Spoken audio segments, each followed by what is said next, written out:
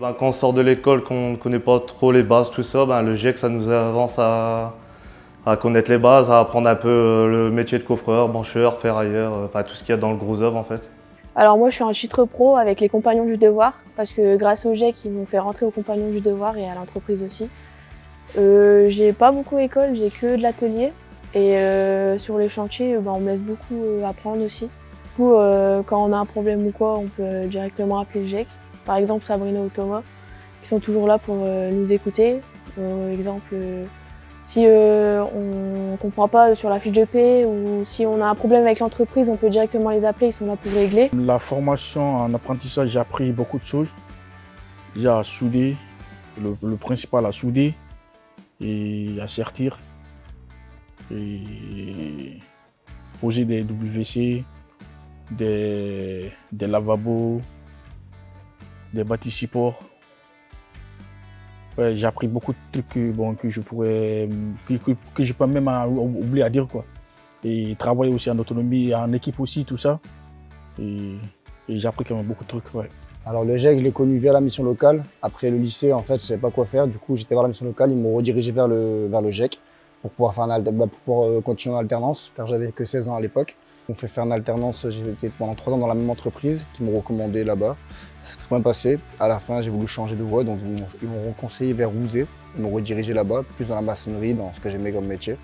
Donc de là, j'ai fait 3 ans aussi, j'ai obtenu mes diplômes. À la fin des 3 ans, le patron était satisfait de moi, du coup, il m'a pris en CDI, il m'a embauché. Alors moi, quand j'ai rencontré Sabrina au GIEC, je lui ai expliqué que plusieurs fois j'avais fait la démarche, mais que beaucoup de gens me fermaient la porte au nez du fait que je suis une femme et d'un certain âge. Sabrina, elle a cru en moi. Sabrina m'a mis en relation donc avec Edwin de chez Cardem, que j'ai rencontré et qui lui aussi a cru en moi.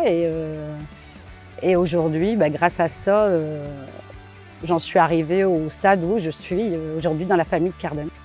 Je peux te dire beaucoup de choses. Déjà d'abord, l'écoute d'abord quoi. L'écoute. Tu les appelles pour un truc, souci ou pas, ils vont te répondre. Tout ça, et par rapport aussi à l'accompagnement aussi. Et ça aussi, c'était bien. À chaque fois parce que moi, des fois, j'ai des démarches, des soucis de papier, des fois, j'ai anticipé à les appeler pour avoir des fiches de paie, tout ça. Et à chaque fois, même si c'était pas dans le temps, en tout cas, ils étaient là, quoi.